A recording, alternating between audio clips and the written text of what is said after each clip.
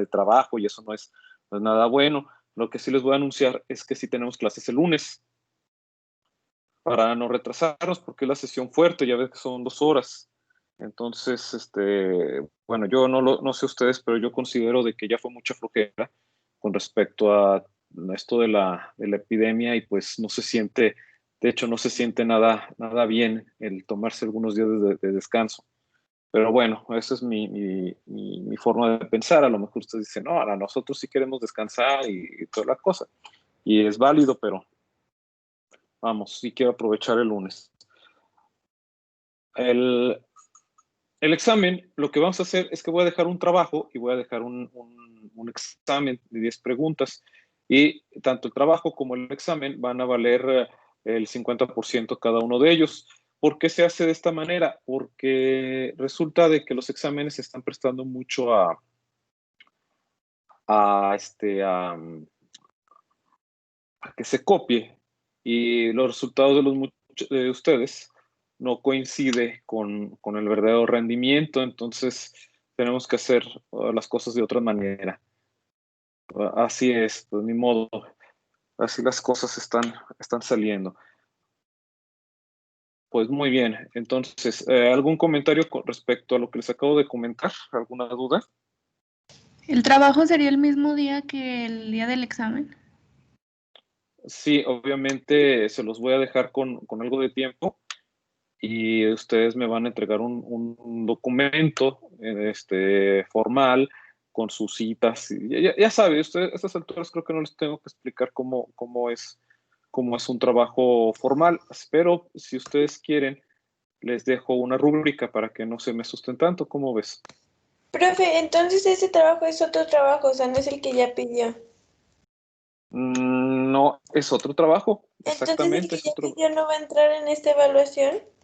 Claro que sí, pero entra como trabajo, no como trabajo de evaluación. Ah, Sí, ok. es parte de las calificaciones, señorita. Me asustó, profe. Gracias. No se me asuste, no se asuste. Parece que es más trabajo, pero ustedes saben cómo es. Sus responsabilidades de estudiantes, vamos, no es tanto. Sí, ya les dejé un trabajo. Ese trabajo entra también dentro de la evaluación. Todo lo que yo les pida es evaluable. Así de que son puntos que se van a ir acumulando a su calificación final. Y eso es Profe, bueno. otra. Ay, bueno, Dime. perdón. No, adelante, dime. Si Es que quieres repetir como algo que así. se queda callado, como que se traba mi pantalla y pienso que ya puedo hablar yo, pero... Profe, todavía no abre el espacio, ¿verdad? Para subir el trabajo. No, pero mira, mi intención era de que lo subieran a la plataforma de Teams. Es que se me hace muchísimo más cómoda, porque yo recibo todos los archivos y ahí mismo les puedo hacer las correcciones y ustedes mismos los pueden ver. Ah, por eso, pero pues, pero de todas maneras tiene que abrir un espacio, ¿no? O la mandamos así nada Ah, más como. bueno, no, tienes razón. Ahorita mismo te lo abro, no hay problema. Mira, ahorita estamos en microbiología y parasitología y creo un directorio, ¿verdad? Entonces, nada, Ay, me lo profe, creo. perdón. No creo que traigo prisa. No, nueva tarea, no, nueva carpeta y le pongo tarea 1. Gracias. Y ahí me van a dejar sus. Ah, qué caray, que dice que no puede crear la carpeta, ¿por qué? A ver, otra vez.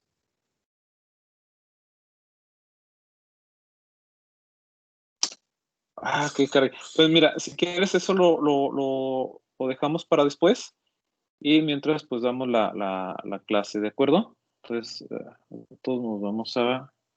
Es que estoy haciéndolo con la tablet, pero parece que con la tablet no me deja.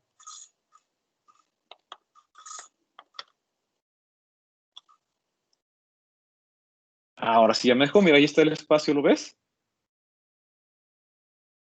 Ahí me van a... Perfecto, Hijillo. Gracias, profe. De nada, ahí están. Entonces ya está el espacio para que ustedes me suban las tareas y voy a dejar la plataforma del ESIMA para cosas más serias. Por ejemplo, la plataforma del ESIMA es excelente para hacer exámenes. Entonces ahí es donde lo vamos a ir poniendo y dejamos Teams para algo más para documentos. ¿Correcto? ya que ambas plataformas son muy buenas, pero en su forma, en su modo. En fin, vamos a trabajar, pues. El día de hoy, bueno, el día de ayer estuvimos trabajando con curva de crecimiento bacteriano. ¿Se acuerdan, muchachos? ¿Quién me puede comentar sobre estas etapas? Bueno, creo que ya les había hecho esa pregunta. Mejor vamos a continuar. Tenemos una fase de latencia, como ya lo habíamos platicado ayer, una fase exponencial o fase logarítmica. La fase de latencia, perdón, es la parte en donde acabamos de inocular y la bacteria está creciendo de manera muy lenta. Incluso si hacemos nosotros el conteo, pues van a aparecer siempre una línea casi aumentando poco a poquito. Entonces, es cuando una población bacteriana es inoculada en medio fresco, y el crecimiento usualmente no comienza de inmediato, sino después de un tiempo llamado de latencia, que puede ser corto o largo dependiendo de las condiciones. Entonces, si nosotros tenemos unas condiciones, por ejemplo, queremos que haya crecimiento de la bacteria, pero no muy rápido porque nos vamos a ir de vacaciones, se puede retrasar la fase de latencia. ¿Y cómo se puede hacer eso? Pues cambiándole la temperatura. ¿Se acuerdan de que las bacterias tienen un rango de temperatura? Estamos hablando de una bacteria mesófila que crece perfectamente bien a 30 grados centígrados, pero puede crecer abajo de los 30 grados centígrados. Entonces yo lo meto a un refrigeradorcito de 10 grados centígrados, o más bien de 15 grados centígrados, y la bacteria va a estar viva, latente, pero no va a crecer. Entonces puedo retrasar su crecimiento y dejarla como en una especie de etapa de latencia, pero en realidad la fase de latencia es cuando nosotros inoculamos una bacteria y la ponemos a crecer. Y si las condiciones son favorables, entonces va a pasar a la fase exponencial y después a la fase logarítmica, que es primero a la fase logarítmica y luego a la fase exponencial. Es el periodo de la curva de crecimiento en el cual el microorganismo crece de manera logarítmico, aquí lo tengo que decirlo, es decir, que cada vez que pasa un tiempo de generación, la población se duplica. Bajo estas condiciones apropiadas, la velocidad de crecimiento es máxima y las condiciones ambientales, que es temperatura, composición de medio de cultivo, etcétera, van a afectar la velocidad de crecimiento de manera exponencial, es decir, que cuando se está acercando a la meseta. Luego viene una fase que es la fase estacionaria, cuando la bacteria ya se está acabando los alimentos, entonces deja de crecer en número. En cultivos, en recipientes cerrados, una población no puede crecer indefinidamente. Es decir, no va a haber más alimento, no va a haber nuevas colonias, porque como está cerrado, no va a haber contaminación. Entonces, las bacterias que ya estaban allí inoculadas van a dejar de crecer en un momento en que el medio de cultivo ya se empiece a agotar, cuando los nutrientes empiezan a agotarse. Las limitaciones del crecimiento ocurren ya sea por agotamiento de algún nutriente esencial, por acumulación de productos tóxicos, también por el cambio de pH, porque acuérdense que cuando entre más productos tóxicos haya, el pH cambia. Por eso es que nosotros utilizamos soluciones amortiguadoras o tamponadas o buffers para mantener el pH, pero llega un momento que esa solución va a llegar un momento que ya no puede amortiguar más. Entonces va a empezar a cambiar el pH. Entonces las bacterias empiezan a tener problemas porque su medio ambiente ya no es factible para su crecimiento. Entonces es porque se alcance un número de células elevado para el espacio disponible, que también puede ocurrir de que ya no haya espacio para más bacterias, o por una combinación de todas estas causas anteriores. Este periodo es en donde cesa el crecimiento y se le conoce como fase estacionaria. ¿Todo queda claro aquí? Es cuando aumentan la cantidad de tóxicos, se acaba la alimentación, cambia el pH y ya no hay más lugar para crecer. Eso es lo que va a ocurrir con la fase estacionaria. Y al final viene la fase de muerte, que si la incubación continúa después de que una población microbiana alcance la fase estacionaria, las células pueden seguir vivas y continuar metabolizando, pero va a comenzar una disminución progresiva en el número de células viables. Y cuando esto ocurre, se dice que la población ha entrado en una fase de muerte. Entonces, todas las bacterias van a empezar a ver un decrecimiento, va a haber un decrecimiento y las bacterias ya no nos van a sobrevivir. ¿De acuerdo?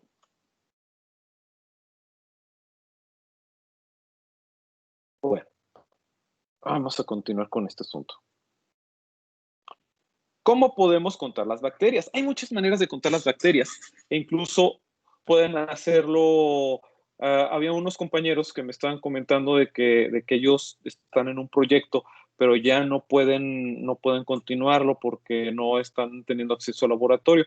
Bueno, hay formas de hacerlo de manera casera, nada más que una cosa es casera y otra cosa es barata. Así de que una de las cosas que pueden ustedes hacer es conseguir una cajita que se llaman cajas de conteo, que se llaman cámaras de Neubauer. Les van a salir un poco caras estas cámaras que está aquí, pero la pueden conseguir en donde venden cristalería. Aquí en Aguascalientes las venden en una empresa que se llama Lanceta y está enfrente de la universidad. Y si tienen acceso a algún microscopio, ustedes pueden hacer los conteos microbianos a través de esta camarita. En fin, vamos a continuar un poquito con esto. ¿Cómo podemos contar las bacterias? Las bacterias las tenemos que contar nosotros a ojo. Y hay diferentes formas de hacer este conteo. ¿Cómo podemos entonces hacerlo? Se puede hacer recuento directo mediante contadores electrónicos. Es decir, ustedes ponen una cajita Petri y la computadora les dice cuántas colonias hay. O hay otra de más baja tecnología, pero que de tan baja tecnología que resulta ser la más económica y a veces hasta la más sencilla de hacer. Y esto es con la cámara de Quebec, ¿sí? Esa cámara de Quebec lo que hace es que ustedes ponen aquí la caja Petri y aquí tienen unas gradillas y ustedes van a empezar a contar, por ejemplo, aquí hay una colonia, aquí hay otra colonia, aquí no hay colonias, aquí hay colonias. Entonces empiezan a contarlas de esta manera a lo largo de estas gradillas y ustedes van a decir, tengo entre 25 y 50 colonias. Y cada colonia es equivalente a 1 millón de células vivas. Entonces, ustedes multiplican, por ejemplo, me salieron 25 colonias, entonces yo multiplico 25 por 1 millón y pues ya tengo 25 millones de bacterias aproximadamente. ¿Sí se entiende? A esto se le llaman, es la técnica de las unidades formadoras de colonias. O simplemente hay mucha gente que ni siquiera lo multiplica por 1 millón, simplemente dicen de que tengo 25 UFC. ¿Sí se entiende esto? Tengo 25 unidades formadoras de colonia en mi caja Petri a las 24 horas de crecimiento. Obviamente, nunca se les olvide tomar en cuenta el tiempo, ya que el tiempo les va, acuérdense que nosotros necesitamos dos variables, una variable que es el tiempo y otra variable que va a ser la cantidad de células. Y es muy importante porque nosotros tenemos las variables,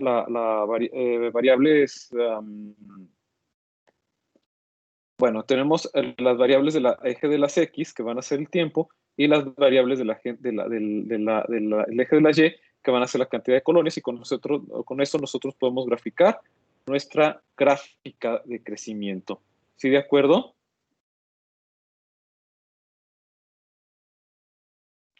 Sí. ¿Alguna duda hasta aquí, muchachos, de cómo se hace la cuantificación con la Cámara de Quebec?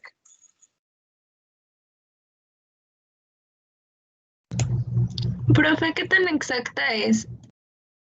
Es relativamente exacta, pero ya si tú haces estadísticas, vas a ver que hace buenos promedios entonces, y muy poca variabilidad. Entonces, si se hacen bien las cosas, sí tiene su exactitud. Acuérdate Ok, que todo se hace por promedios, ¿verdad? sí. Entonces, te va a dar un rango de error.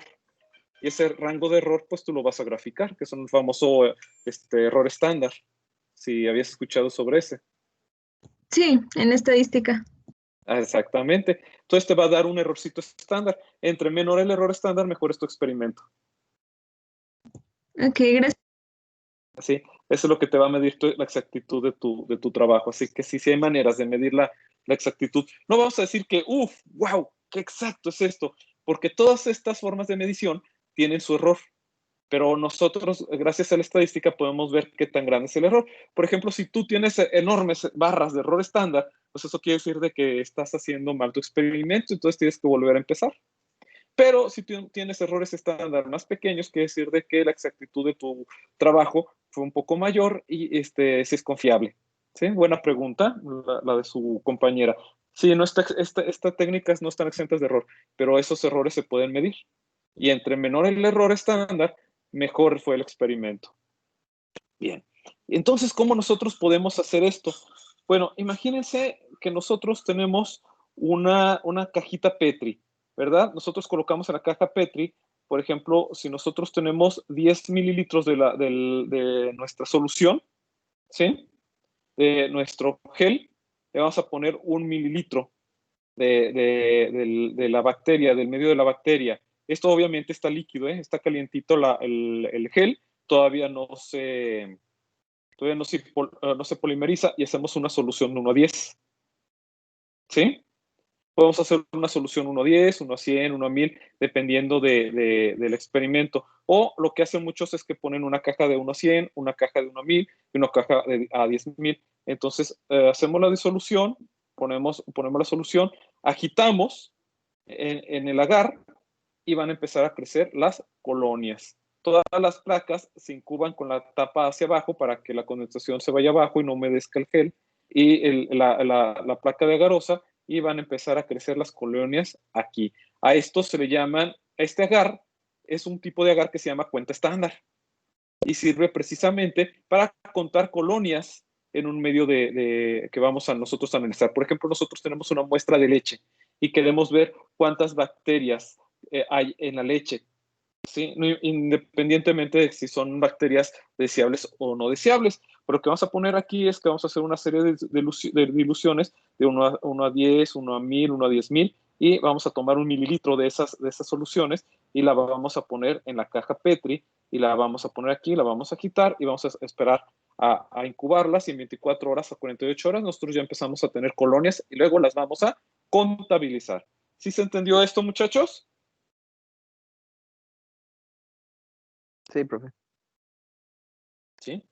Qué bueno, porque eso lo van a hacer en laboratorio. O bueno, quisiera yo decirles de que esto lo van a hacer en laboratorio. Profe. ¿En verdad? ¿Qué pasó? Dime. Ay, bueno, no, o si quiere termine de hablar. No, adelante. Ah, bueno, es que, bueno, no, como que no me queda muy claro, no me lo imagino muy bien. O sea, van a quedar en sí las bacterias como diluidas en todo el medio. Así Y, es, sí. por ejemplo, ¿cómo las podemos contabilizar? Por ejemplo, las que están hasta abajo, sí, pues sí es una capa gruesa, ¿no? Del agar, supongo. Mira, ahorita te lo voy a explicar. Nada más que estoy tratando de crear una diapositiva para dibujarte. Ah, ok, gracias. Sí, es que ya ves que hay una aplicación de pizarrón, pero pues ya ves que no es muy buena. Y me gusta mucho el PowerPoint para hacer dibujos. Entonces, mira, quedaría de esta manera. Jovencita, déjame ponerte el modo de dibujo. Ahí está. Pues imagínate que ustedes tienen un tubo de ensayo aquí. Ay, qué feo salió. A ver si de otra manera lo puedo dibujar. Acuérdate, imagínate que tienes aquí un tubo de ensayo, otro tubo de ensayo, otro tubo de ensayo. No se vayan a burlar, esto es más difícil de lo que parece. Hasta creo que estoy viendo de que me voy a comprar una pluma digital para hacer estos dibujos. Imagínate que aquí tienes tu medio de cultivo, ¿verdad? Y cada uno, aunque no parezca aquí, tú tienes ahí unos 10 mililitros. ¿Sí? Cada uno de esos tiene 10 mililitros. Imagínate que a le vas a poner 1 mililitro de leche. 1 mililitro de leche. Y de aquí vas a hacer la solución y vas a tomar de aquí 1 mililitro y se lo vas a pasar acá. Ok. Entonces si aquí tienes una solución 1:10, o sea, un mililitro de leche por 9 de agua. Bueno, más bien aquí en vez de 10 mililitros son 9, perdón. Van a ser 9. Porque vamos a tener un volumen final de 10 mililitros. ¿Sí se entiende eso? Sí. Bueno, aquí tienes, cada tubo tiene 9 mililitros y le añadimos aquí 1 mililitro y va a quedar 10 mililitros. 1 mililitro de leche y 9 mililitros de agua. Lo vas a pasar acá y vas a tener un mililitro, entonces va a quedar una solución de 1 a 100. ¿Sí se entiende eso? Mm, O sea, pasamos 1 mililitro de aquí a 1 mililitro de acá. Entonces, de aquí del mililitro de leche se diluyó. Entonces, de la leche va a quedar aquí como si diluyeras 1 mililitro de leche por 100 mililitros de agua. ok, sí. Sí, ya me lo expliqué. Y lo Sí. volvemos a hacer aquí. Eso se llaman diluciones seriadas. Ajá. Entonces, aquí vamos a tener, para no dibujarlo, haz de cuenta que aquí tengo 1 a 1 millón. Ujú, Digo 1 a 1000, perdón. 1000.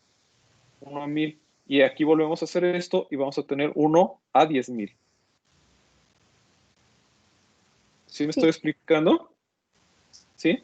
Bueno, Sí. entonces cuando nosotros ponemos varias cajas, porque por cada tubo vamos a poner una caja Petri, y vamos a tomar de cada uno otro mililitro y lo vamos a diluir en una caja Petri que ya tiene 9 mililitros de gel agarosa, que se llama cuenta estándar.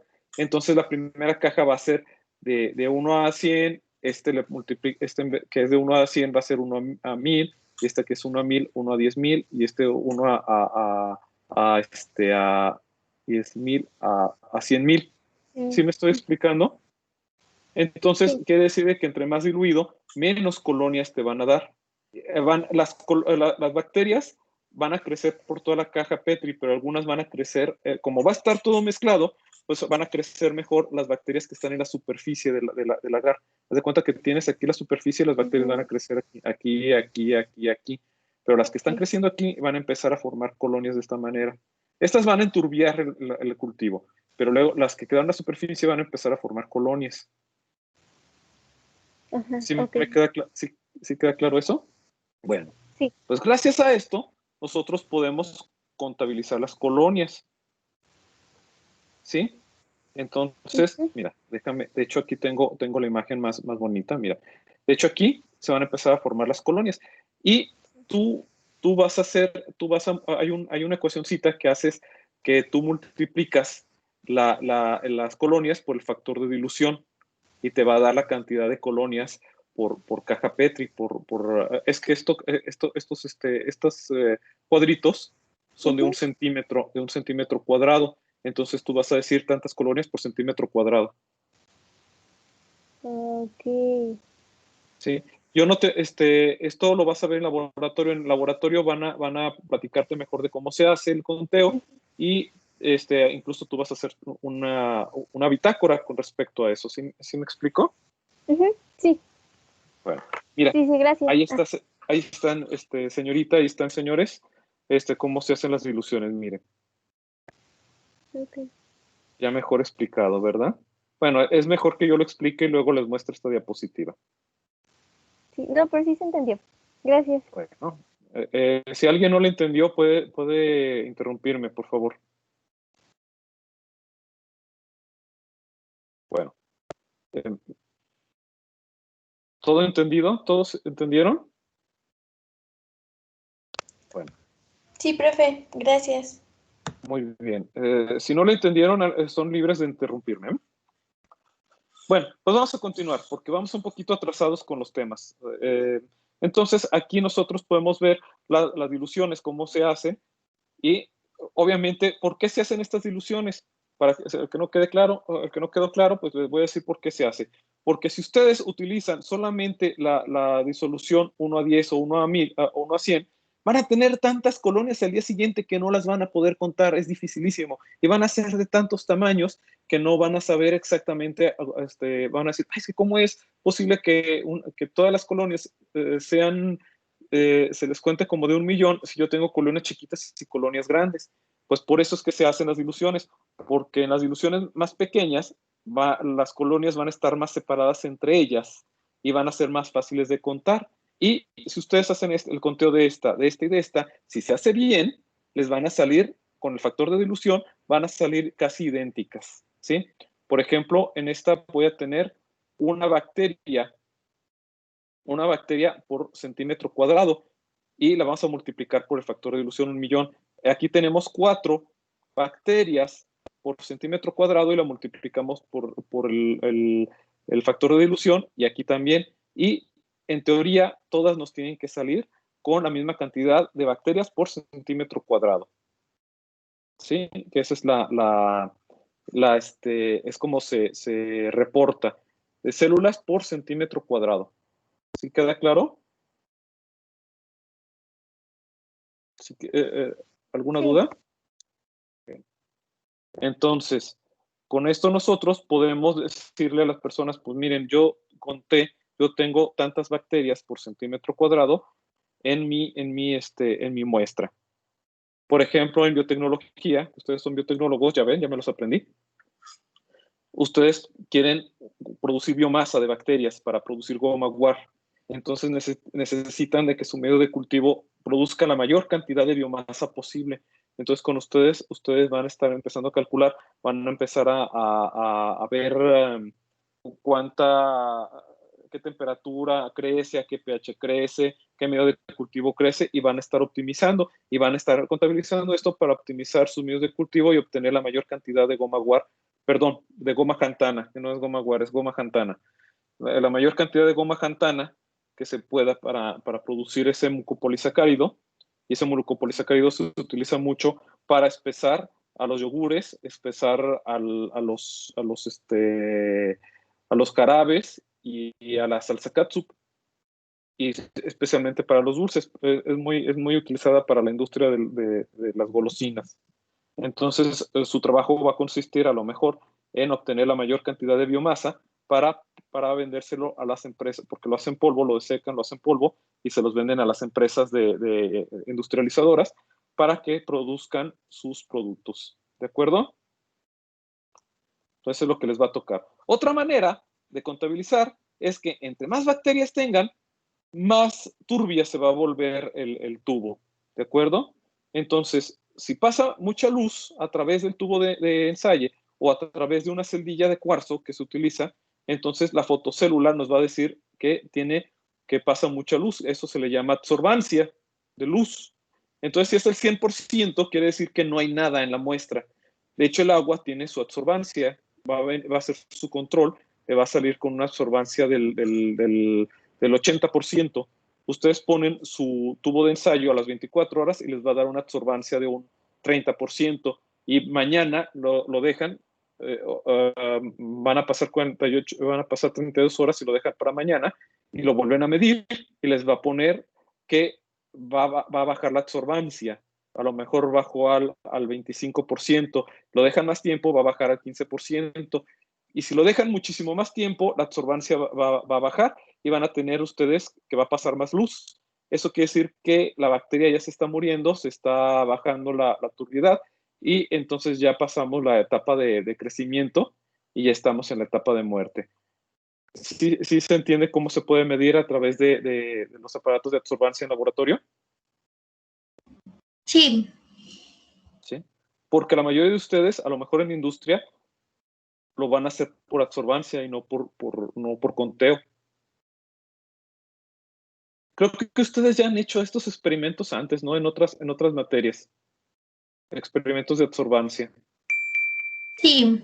Sí, ¿verdad? ¿Ya llevaron instrumentales o llevan ustedes instrumentales? Sí, ya llevamos. Con el Pero doctor creo que Duque, el aprendimos. maestro Duque, ¿verdad? No, no me acuerdo cómo se llama la maestra. ¿Cómo se llamaba? Janet. La maestra Janet. Sí. Bueno, no la conozco, pero debe ser muy buena. Entonces, igual ahí vieron esto. Yo lo llevé con el maestro Duque, que todavía da clases y es muy simpático él.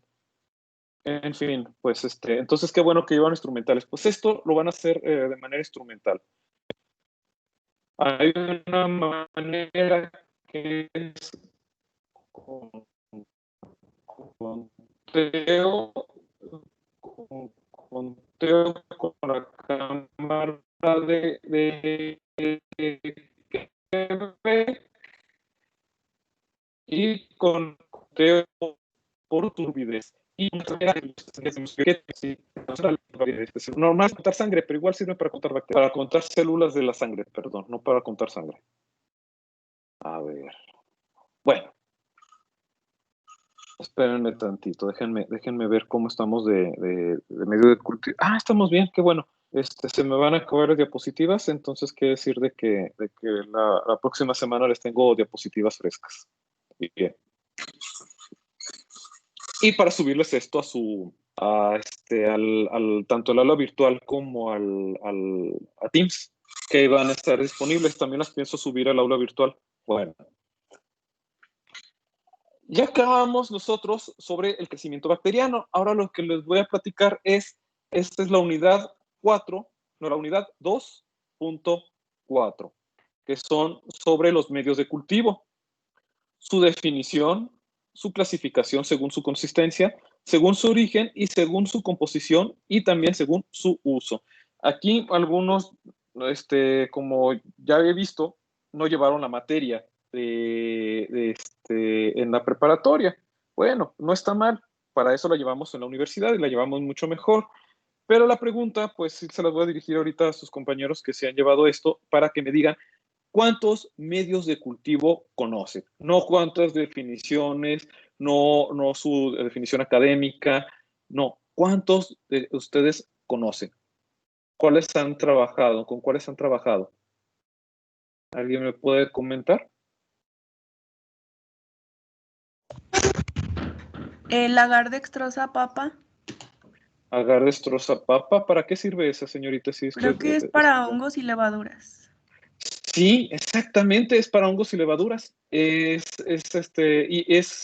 generalista. Lo que pasa es que los hongos crecen muy bien en los almidones de la papa, entonces sí, efectivamente. ¿Qué otro medio de cultivo conocen? Agar sangre, Sanimanitol, McConkey, dextrosa, Hilton, bueno, es el Müller Hilton. Muchos. Y no me ¿Para qué acuerdo sirve Pues bueno, ¿para qué te sirve el agar sangre? Es para, bueno, los hacen en los uros para determinar bacterias, creo que son gram negativas. Ajá. También sirve para los raspados, para los, los faringios. ¿cómo se le llama? Exactamente, sí.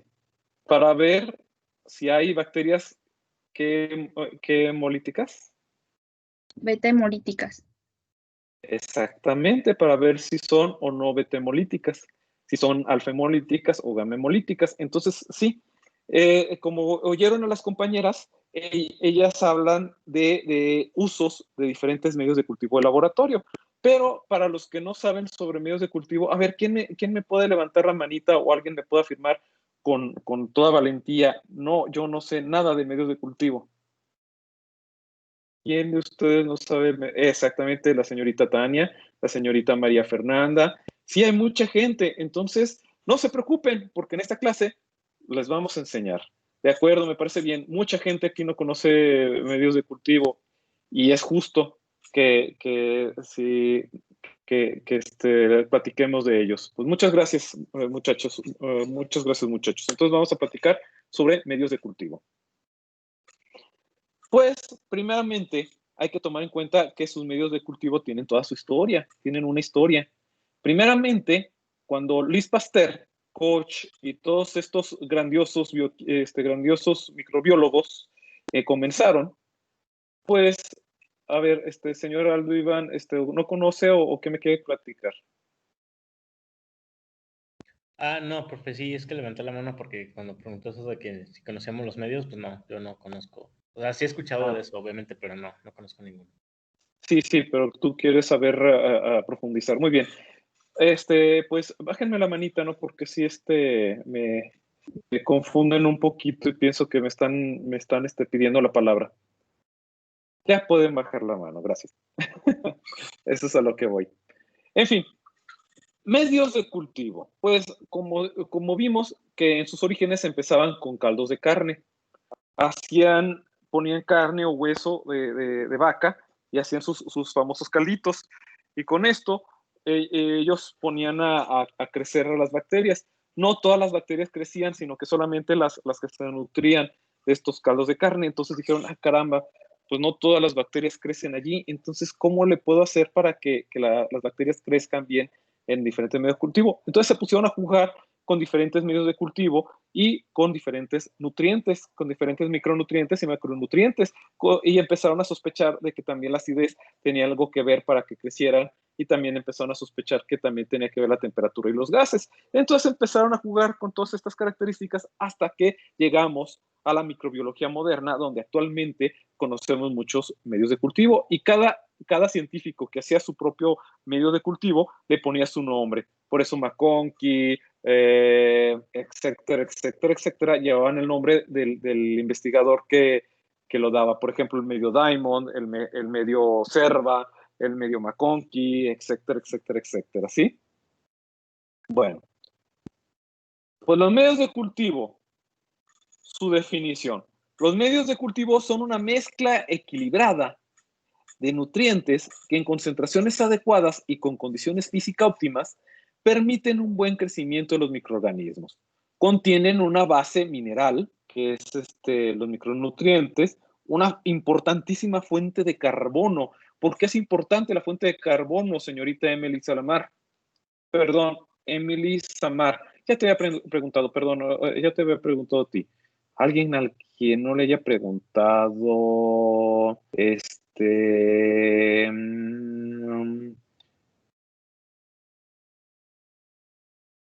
Yariela Nicole, ¿qué nos puedes decir? ¿Por qué es importante el fuente de carbono? Fuente de carbono. En los medios de cultivo, sí.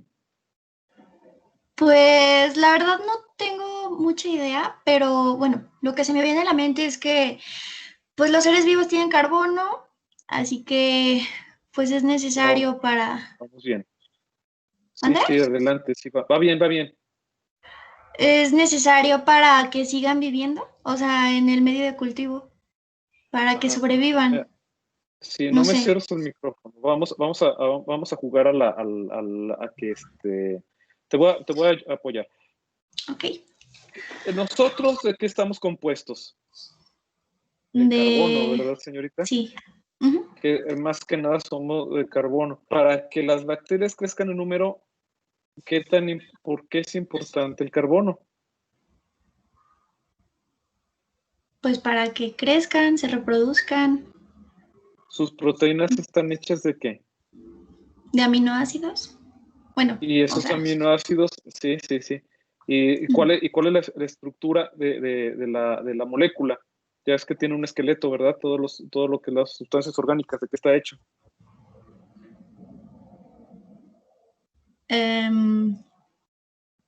¿La molécula del aminoácido o de qué? Perdón, No, me perdí.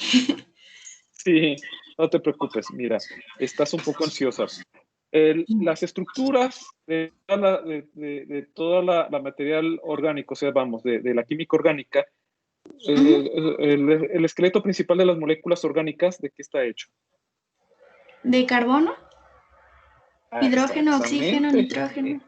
No, hidrocarburos, hidrógeno, carbono e hidrógeno es lo principal, okay. ¿de acuerdo? Entonces, ¿por qué es importante el carbono entonces? Pues para el esqueleto. De las moléculas, sí. Pues bien, sí, señorita, exactamente. Lo que pasa es de que todas las moléculas orgánicas están formadas de carbono. Entonces es natural pensar de que si nosotros vamos a producir proteínas, material orgánico, pues vamos a necesitar del elemento carbono. Exactamente. Muy bien, señorita, muchísimas gracias. Entonces, no, sí. Muy bien, señorita. Entonces necesitamos importantes fuentes de carbono, hidrógeno, nitrógeno y azufre. Tanto el hidrógeno y el carbono van a producir entonces las moléculas orgánicas, el esqueleto básico para formar las estructuras orgánicas. El nitrógeno para los aminoácidos y el azufre para las enzimas. La atmósfera adecuada para que crezcan, si son aerobias, que crezcan en ambientes aeróbicos, si son anaerobias, que crezcan en ambientes anaeróbicos y obviamente factores de crecimiento necesarios. Estos pues, van a ser los macronutrientes y la cantidad de nutrientes que hayan en el medio de cultivo. Por eso es que los medios de cultivo se les suelen poner muchísimos materiales. La fuente de carbono viene siendo el alimento y muchas veces lo que se le pone es proteína de carne, como peptona y bactocacitona, así se llaman estas, que son fuentes de carbono e hidrógeno, perdón. Fuentes de nitrógeno, que también lleva la bactocacitona, se le suele poner tantitito azufre, que son trazas, algunos azúcares, que se le ponen manitol, o glucosa, fructosa, dependiendo del crecimiento de nuestra bacteria. Los vamos a poner en una estufa donde haya un ambiente adecuado y todos sus factores de crecimiento necesarios. También hay medios, vamos a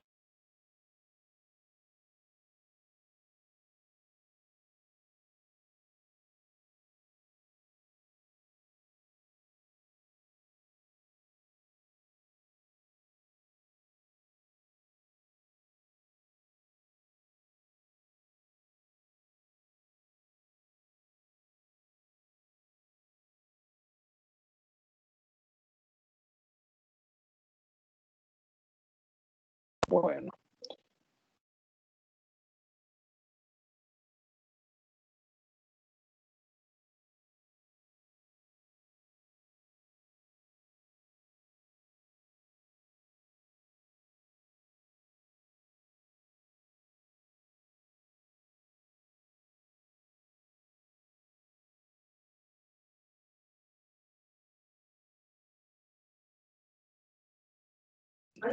Profe, está muteado. Ah, ya.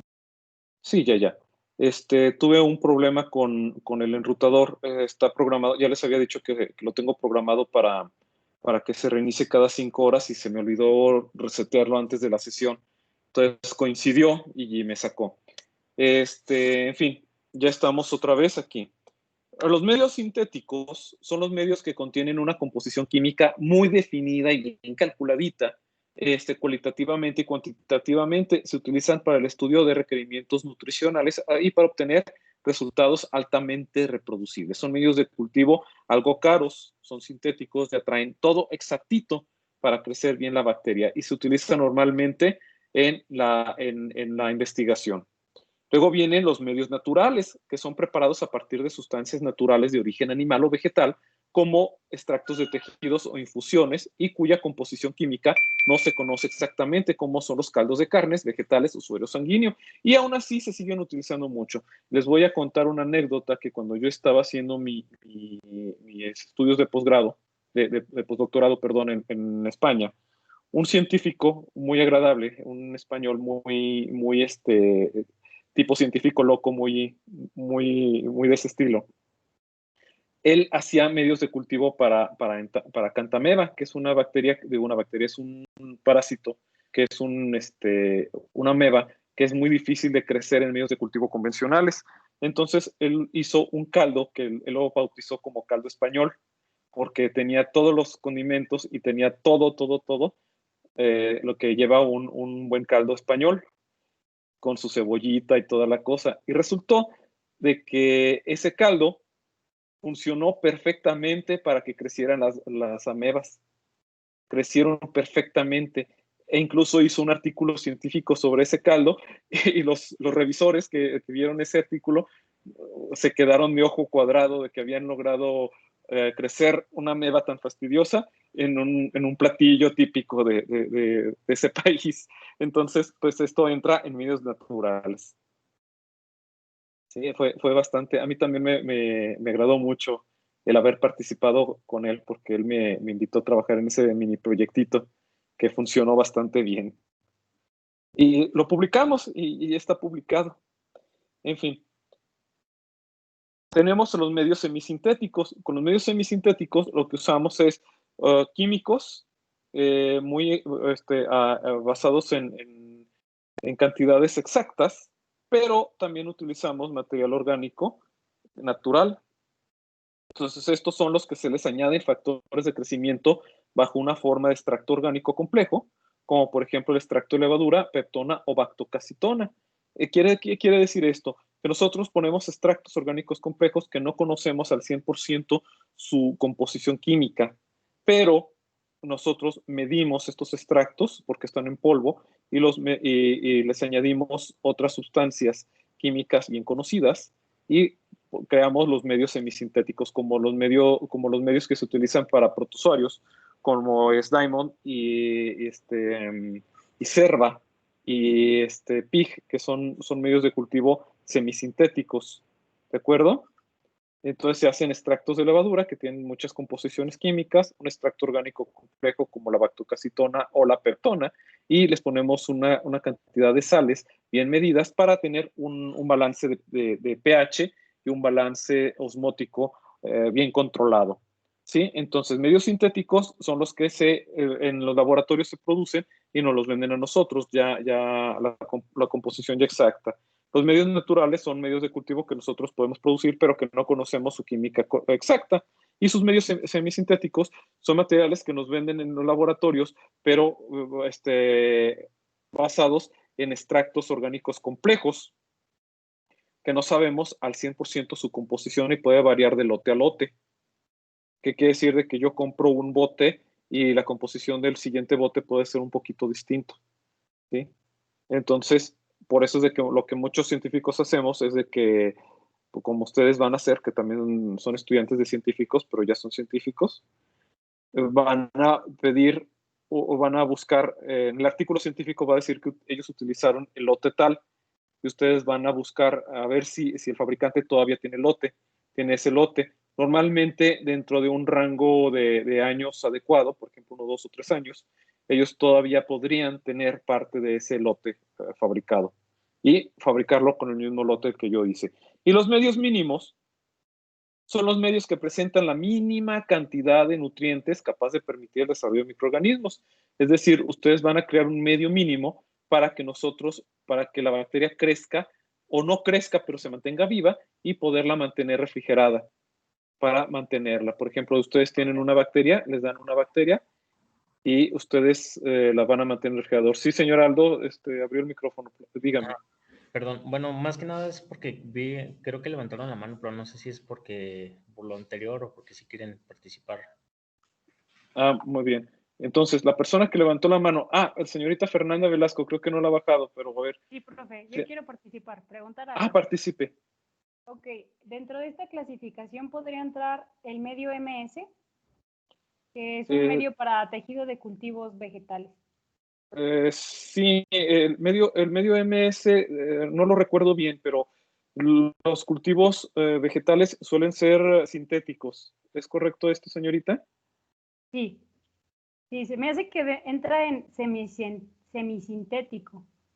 Muy bien. ¿Por qué semisintético, señorita? Platíquenos. Porque este medio se obtiene por medio de algas y normalmente ya viene pulverizado. Entonces, al diluirlo tú, pues ya se hace como, es como agar, o sea, se combina con agar y ya este medio queda, pues sí, o sea, durito, como en forma de gelatina.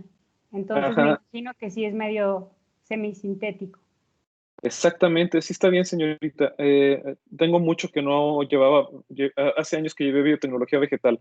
Y sí tiene razón la señorita, se llegan a utilizar, en este caso está utilizando las algas como fuente de carbono, además de algunos nutrientes que tienen para las plantas.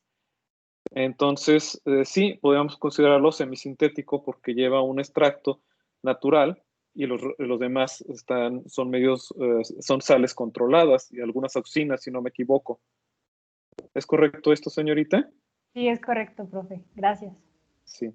Sí, ustedes creo que ya saben qué son las auxinas, si no de todos modos se los digo, son una especie de hormonas que se utilizan, que tienen las plantas, que son hormonas vegetales, también conocidas como auxinas, que le permiten a la planta enraizar más rápido o permitir reducir la senescencia, etcétera, etcétera. Si me acuerdo bien de mis clases de fisiología vegetal. Bueno, entonces, gracias por su participación, señorita. Muy bien. Entonces, tenemos esos medios que ustedes van a utilizar a lo largo de su carrera, especialmente ustedes que van a hacer biotecnología y a lo mejor hacen biotecnología vegetal, no tanto bacteriana. Están los medios complejos. estas clasificaciones que les voy a platicar ahorita podrían muy bien entrar también con estos medios. Estos son medios más generalistas. Nada más estos son medios un poquito más específicos, pero que pueden entrar en el rango de estos primeros. ¿De acuerdo, muchachos? Entonces serían los medios complejos, que son medios que contienen nutrientes de composición química variable o no establecida, que son mezclas complejas y poco definidas de sustancias. Se forman a partir de extractos animales, vegetales, etcétera, y se utilizan cuando se necesita obtener una amplia gama de microorganismos. Creo que ahí entraría entonces el medio MS para los vegetales, que entraría muy bien como un medio semisintético. Están los medios enriquecidos, que suelen ser medios sintéticos, pero que se les añade un enriquecimiento natural. Se los voy a platicar cómo es eso. Bueno, son medios que tienen un exceso de nutrientes y se utiliza para microorganismos que tienen grandes exigencias nutricionales.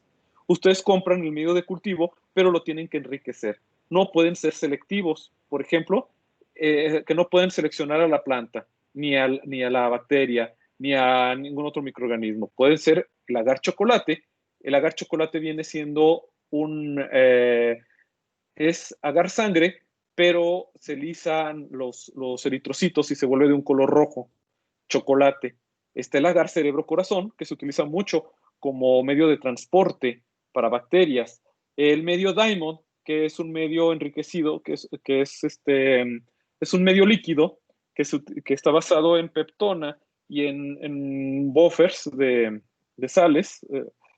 Los buffers son sustancias que mantienen el equilibrio del pH, y se les suele poner suero fetal bovino para enriquecerlo, porque ahí van a crecer microorganismos parásitos.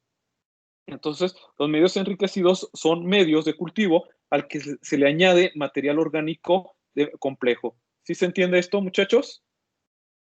Se les puede añadir suero de sangre, se les suele añadir eritrocitos, se les suele añadir tejidos orgánicos, en este caso cerebro-corazón. Hay otros más complejos. Espero que sí se entienda esto de que son los medios enriquecidos. Sí. Sí se entiende, muy bien. Como ya dije, no pueden ser selectivos, es decir, aquí va a crecer de todo. Si se contamina, nos va a crecer todo. Es por eso de que este es útil para cuando ya tenemos seleccionado o ya tenemos purificado nuestro microorganismo, ¿eh? Hay otros que son los medios selectivos. En este caso es para que nosotros podamos purificar organismos. Nosotros tenemos una sustancia que está llena de cultivos de bacterias, que pueden ser de muchísimos tipos de bacterias, y gracias a estos medios selectivos podemos hacer que solamente crezca la bacteria que nosotros tenemos interés de que crezca. ¿De acuerdo? Medios que solo permiten el crecimiento de un grupo de microorganismos e inhibe el crecimiento de otros. Nos permite seleccionar y aislar microorganismos a partir de poblaciones mixtas, como el famoso agar sal-imanitol, que solamente van a crecer las gram negativas, porque las gram positivas se mueren con la sal, y como no tiene azúcares, bueno, sí tiene la fuente de azúcar de manitol, pero ellas prefieren otro tipo de fuentes de carbono. Pero bueno, más bien la sal va a inhibir el crecimiento de las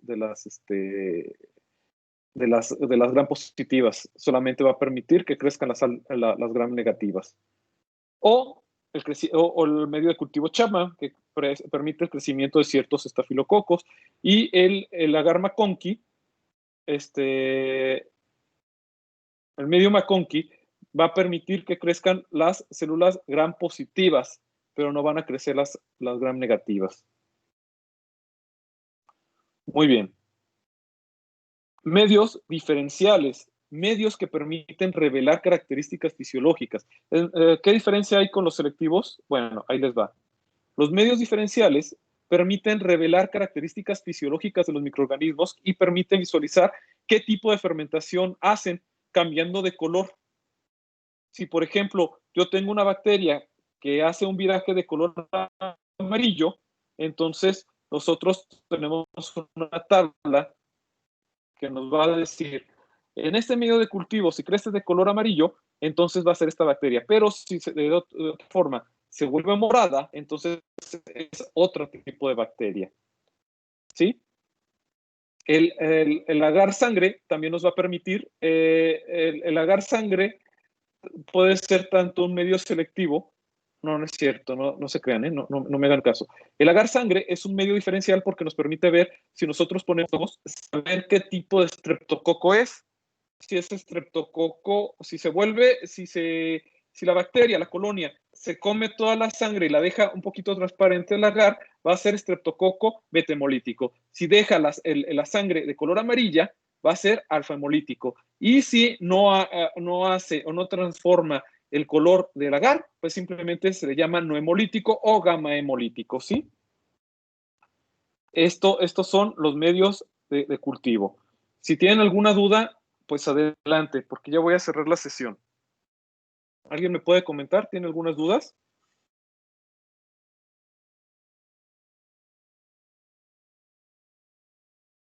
¿Todo bien? ¿Alguien quiere participar?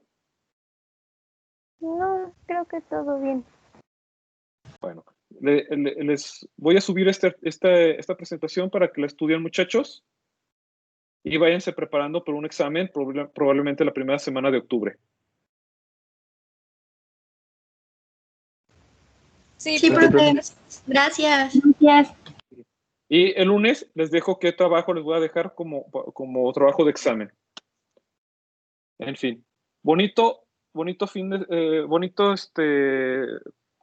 semana. Que tengan bonita semana y también bonito fin de semana. Nos vemos el lunes. Sí va a haber clases el lunes, muchachos.